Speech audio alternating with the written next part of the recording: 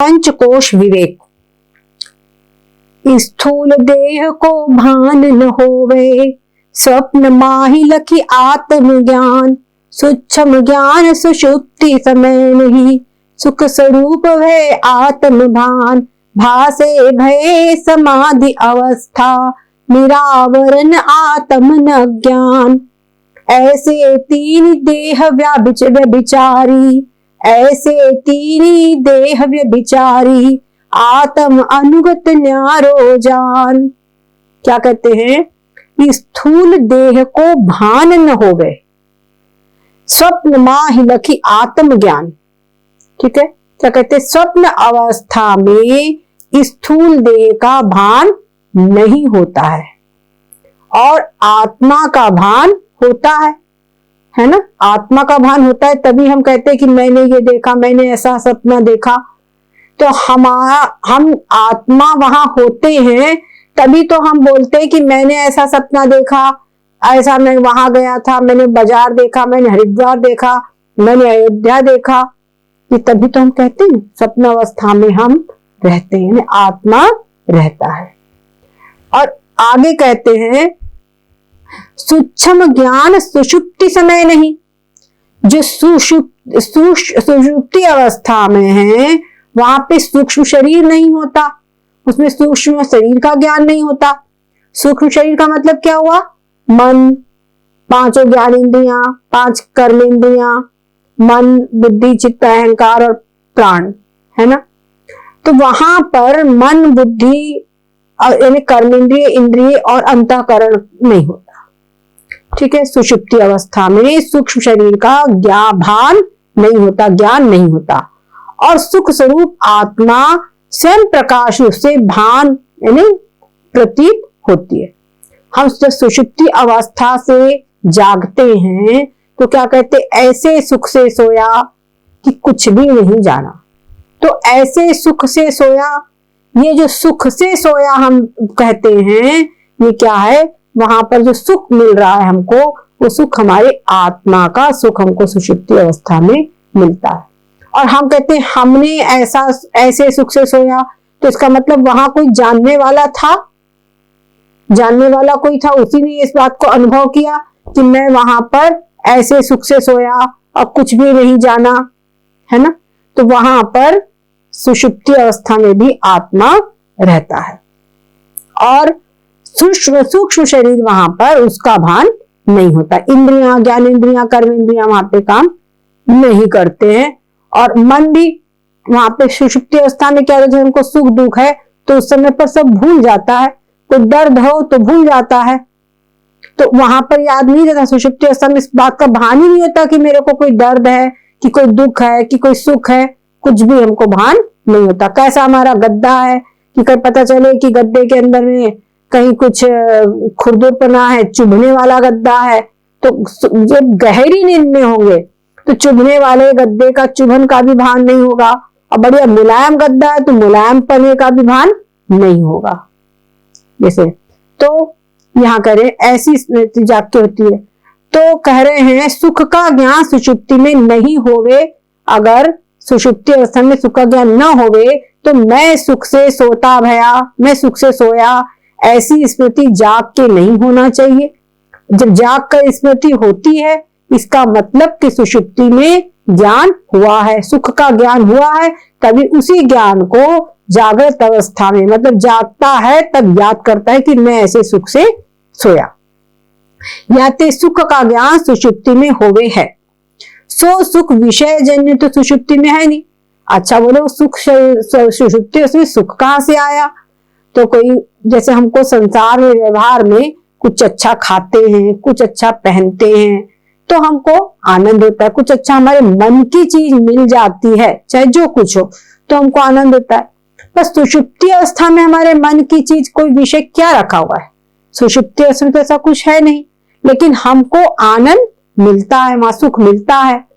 तो ये बात कह रहे हैं कि वहां पे विषय का सुख तो है नहीं, किंतु अब वहां पर सुख मिलता है तो वो सुख किसका है? आत्म स्वरूप का ही सुख वहां पर है।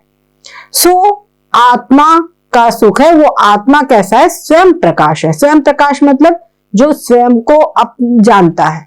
हमको जैसे संसार के घटपट आदि को देखने के लिए किसी दूसरे को, यानी ये इनमें घटपट में अपने को जानने की शक्ति नहीं है, अपने जानने की क्वालिटी इनमें नहीं है, परंतु जो हम आत्मा है वो हम उन घटपट को जानते हैं। अच्छा, और जो हम आत्मा है अपने आप को भी जानते हैं कि मैं हूं, इस प्रकार से हमको भान होता है। मैं हूं होता है कि नहीं होता? ऐसा कोई है जिसको मैं हूं अपने होने का भान ना होवे? चींटी तक को, कोई मतलब जड़ पशु मूर्ख सबको होता है कि मैं हूं। तो ये जो मैं हूं जो ज्ञान हो रहा है, मैं हूं, तो मैं क्या अपने आत्मा का ही ज्ञान है, और वो आत्मा को अपने ज्ञान के लिए किसी दूसरे की आवश्यकता नहीं होती, किसी दूसरे के ऊपर वो डिपेंड नहीं है कि आत्मा का ज्ञान हो। आत्मा अपने आप से ही अपने आप को जानता है, इसीलिए आत्मा को कहते हैं स्वयं प्रकाश है। आत्मा, दूसरी बात, एक बात समझ लो, अपनी सत्ता के लिए उसको किसी दूसरे की अपेक्षा ना हो, वो स्वयं प्रकाश है। तो आत्मा को अपनी सत्ता के लिए दूसरे की अपेक्षा नहीं, बल्कि आत्मा की द्वारा ही सत्ता से, आत्मा की सत्ता से सारा संसार प्रतीत हो रहा है, सारा संसार सत्तान्वित हो रहा है। इसीलिए सुख स्वरूप आत्मा स्वयं प्रकाश रूप से सुषुप्ति में भासे है। तो सुख स्वरूप जो आत्मा है वो स्वयं प्रकाश है और वो सुषुप्ति में उसका भान होता है। निर्ध्यासन के फल निर्विकल्प समाधि अवस्था में निरावरण कहिए अज्ञानकृत आवरण रहित आत्मा भासे है। अब क्या होता है, जैसे कोई जो सुषुप्ति अवस्था है उसमें जो आत्मा का प्रतीति होती है, तो वहां पर बोलता कि ऐसे सुख से सोया कि कुछ भी पता नहीं चला। तो जो कुछ भी पता नहीं चला वो क्या है? अज्ञान है। ठीक है, तो सुषुप्ति अवस्था में आत्म स्वरूप का आनंद है और वो अज्ञान है, कुछ भी पता नहीं चला कि वो आनंद कैसा था। तो वो जो आनंद की प्रतीति होती है वो अज्ञान के आवरण में से होती है। समझ गए? जैसे पर्दे के पीछे बल्ब जल रहा है और हमको वहां से प्रकाश मिल रहा है, वो आनंद, लेकिन उस प्रकाश से हमारा कुछ तो काम चलता ही है। तो वैसे ही वहां पर उस प्रकाश वो मिल रहा है, पर कैसा मिल रहा है? अज्ञान के पर्दे में से मिल रहा है। और उस आनंद के से हमारा काम क्या चलता है? भाई हमारा काम कैसे चलता है? उस आनंद को उपभोग करके, उस आनंद का हम रात्रि में उपभोग करते हैं, तो सवेरे सारी पूरी शरीर के एक एक इंद्रियां, एक एक शरीर का सब कुछ, पूरा पूरा अंश, अंग प्रत्यंग, सब कुछ क्या हो जाता है? फ्रेश हो जाता है। सबको एक नई चेतना, नई स्फूर्ति प्राप्त हो जाती है। ये होती है आत्मा की शक्ति से, आत्मा के आनंद को,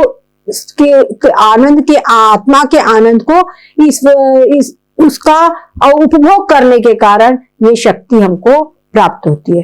रात पूरी बीत जाए, पूरी रात नींद ना, देखो जो अधिकांश लोग फिर पागल ही हो जाएंगे। और जो पागल होते हैं, जो मेंटली डिसऑर्डर पर्सन होते हैं, उन लोगों को नींद नहीं आती है। उन लोगों की शिकायत होती है कि उनको नींद नहीं आती है, और उन लोगों को प्राय नींद की गोली खिला के सोना। आजकल जैसे एल्जाइमर हो रहा है, तो एल्जाइमर का भी ये बहुत बड़ा ये है कि उसको नींद नहीं आती है। और नींद नहीं आने से जब मस्तिष्क की सब कोशिका, पूरा शरीर धीरे धीरे वो क्या होता है? अस्त व्यस्त होने लगता है। और बस एलोपैथी में उसका एक ही इलाज है कि मरीज को दवाई दो, सुला के रखो, इसके अलावा वहां पर कोई उपाय नहीं है। तो कह रहे हैं निधिध्यासन अगर किसी ने किया, निधिध्यासन इन्हें क्या होता है ये बात समझ लो। आप लोग जानते हैं ज्ञान के साधन है श्रवण, मनन और निधिध्यासन। श्रवण मतलब जैसे हम इस ग्रंथ को पढ़ रहे हैं और सुन रहे हैं, ग्रंथ का अध्ययन कर रहे हैं गुरुमुख से। तो जो गुरुमुख से अध्ययन किया जाता है उसका नाम भी श्रवण है। अब इस गुरुमुख से आप स्वयं यहाँ पर अध्ययन करो, उसके बाद अपने आप से एक एक चीज उसकी समझो, ये श्रवण है। उसके बाद जो हमने समझा है, हम कई बार आपको बताते हैं उस चीज का, उसको इस प्रकार से अभ्यास करो। और ना भी बताए तो ये हर चीज को जैसे इन्होंने बताया उसको बार बार युक्तियों के द्वारा कि कैसे हो सकता है उसको अपने घटाइए, उसको खूब अच्छे समझिए बारंबार, तो वो हो जाएगा मनन। जितना हम श्रवण करते उससे 100 गुना मनन होना, उसका मनन करते हैं। और जब मनन कर लिया, अब बिल्कुल पक्की बात दिमाग में बैठ गई कि हाँ ये भी चीज ऐसी है, ये समझ में आ गया उसका स्वरूप। अब उसके बाद में जब इसका स्वरूप ऐसा है तो हम सत्य में जिए, हम कल्पना में क्यों जिए, हम माया में क्यों जिए, हम ब्रह्म सच्चिदानंद में जिए। तो उस चीज का निधिध्यासन करना, उसका फिर अभ्यास करना है, उसको जीवन में घटाना अपने आप में। जैसे बताया गया कि शरीर जो है अलग है और आत्मा अलग है, तो आत्मा इस शरीर के अंदर में आत्मा की शक्ति से, आत्मा की चेतना से शरीर चलता है। और जैसे बताया जा रहा है कि स्थूल देह, आप घटाइए इसको अपने आप में कि जो स्थूल देह है इस समय पर है, लेकिन स्वप्न अवस्था में स्थूल देह ये शरीर नहीं रहता, वहां पे एक नया ही कोई शरीर रहता है, वहां अपने आप को कहीं का कहीं देखते हैं, और जो ये ओरिजिनल शरीर है ये तो बिस्तर पे पड़ा रहता है। इस प्रकार से तर्क के अनुसार आप लगाइए और इसको अपने ध्यान जगत में भी ले जाइए इस चीज को। तो ये जो होगा, इसी से आपका निधिध्यासन होगा। वो चीज को अनुभव कीजिए बिल्कुल पक्की तौर पर कि ये चीज वास्तव में ऐसी है।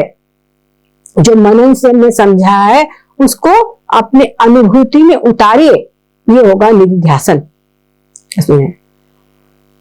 और निधिध्यासन अभी आप जब ग्रंथ को पढ़ते जाएंगे तो आपको और निधिध्यासन का स्वरूप अच्छी प्रकार से समझ में आएगा। तो जब निधिध्यासन करता है तो निधिध्यासन का फल होता है निर्विकल्प समाधि।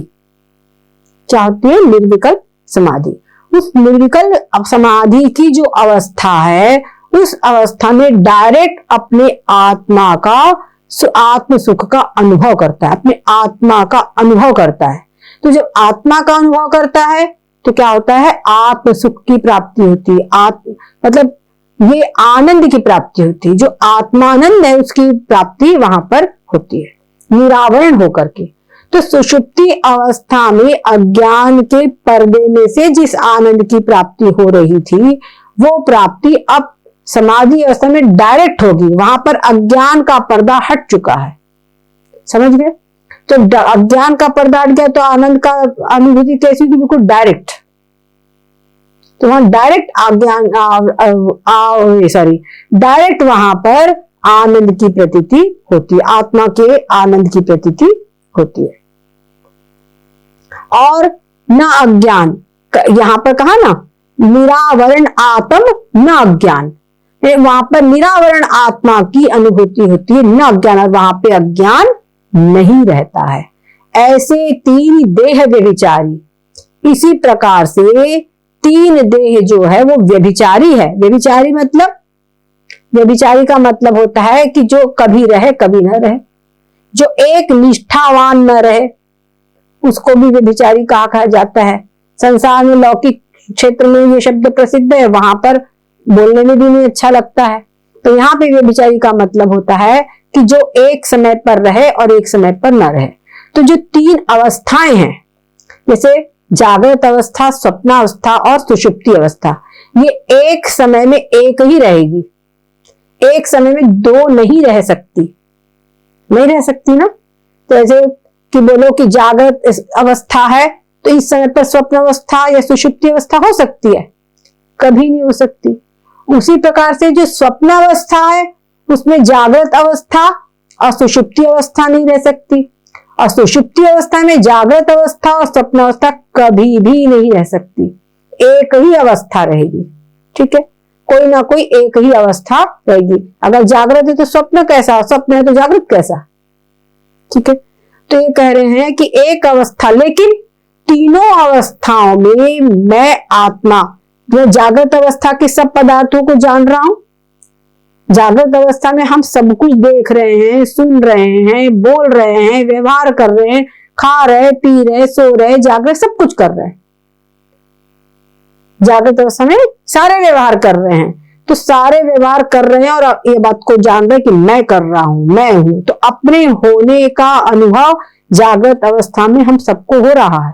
जो कुछ होता है उसका हम बराबर अनुभव करते हैं। देखती है आंख तो उसको जानते हैं, शरीर में दर्द होता है तो जानते हैं, शरीर स्वस्थ है तो जानते हैं। तो जागृत अवस्था में मैं हूं यह अनुभव सबको होता है। और सुषुप्ति स्वप्न अवस्था में मैंने ये देखा, मैंने ऐसा सपना देखा, मैं वहां गया था, वो पेड़ देखा, वो ऐसा देखा, वो अमुक मिला था, अमुक का मेरे को दर्शन हुआ, अमुक तीर्थ गया। तो ये सब जो दिखाई पड़ता है स्वप्न अवस्था में, उस समय पर भी मैंने देखा ये मैं जानता हूं, ये हम अनुभव करने वाले वहां रहते हैं। और उसी प्रकार से जो सुषुप्ति अवस्था है, सुषुप्ति अवस्था में मैं ऐसे सुख से सोया कि कुछ भी नहीं जाना, तो सुषुप्ति अवस्था में भी अनुभव करने वाले हम रहते हैं। तो तीनों अवस्थाओं में मैं आत्मा अनुगत हूं, मैं आत्मा अनुगत हूं, तीनों अवस्था में मैं हूं, ये इसको कहते अनुगत। अन्वय एक शब्द है, अन्वय। और सर्व अवस्था में भासे, याते व्यापक है, सभी अवस्थाओं में आत्मा प्रतीत होता है। इसलिए आत्म अनुगत न्यारो जान, आत्मा तीनों अवस्थाओं में है, इसलिए उनको, उस आत्मा को इन तीनों अवस्थाओं से अलग जानो। क्या कह रहे? तीनों अवस्थाओं से अलग जानो, तीनों शरीरों से अलग जानो। तीन शरीर भी एक अवस्था में एक है, दूसरी अवस्था में दूसरा है। स्थूल शरीर है, इस समय पर जो व्यवहार हो रहा है जागृत अवस्था में, इसमें स्थूल शरीर है। और स्वप्न अवस्था में सूक्ष्म शरीर है, स्वप्न अवस्था में सूक्ष्म शरीर है। और जो सुषुप्ति अवस्था है वहां पे सिर्फ कारण शरीर है। ठीक है। तो या विवेक ते तीन शरीर ते आत्मा को न्यारो जान, तो इस प्रकार से तीनों शरीर से आत्मा को अलग जानो, आत्मा तीनों शरीर से अलग है ऐसा समझो। ये बात समझ में आई आप लोगों के? स्थूल शरीर और तो अन्नमय कोश है, और कारण शरीर आनंदमय कोश है, और 3 से 5 मतलब 3 से 5 का मतलब क्या हुआ? सूक्ष्म शरीर में, प्राण में, मनोमय और विज्ञान में, ये तीनों कोश है। ये पहले भी बता चुके थे। अब यार इसीलिए 3 शरीर के विवेक से पंचकोश का ही विवेक होता है। अगर 3 शरीर को अलग कर दिया, 3 शरीर से आत्मा अलग है, तो तीनों शरीर में तो आत्मा वो आनंद में कोश आदि है, तो कोश भी, 5 कोश भी मुझ आत्मा से अलग है। 5 कोश अलग है और आत्मा अलग है, 3 शरीर अलग है और आत्मा अलग है। ये हमको यहाँ पर समझना। न्यारो, न्यारो का मतलब अलग, भिन्न। याते 3 शरीर के विवेक से पंचकोश का ही विवेक हुए। जैसे जीव का स्वरूप पंचकोश से पृथक है, तैसे ईश्वर का स्वरूप भी समष्टि पंचकोश से पृथक है। ये आप समझ लीजिए।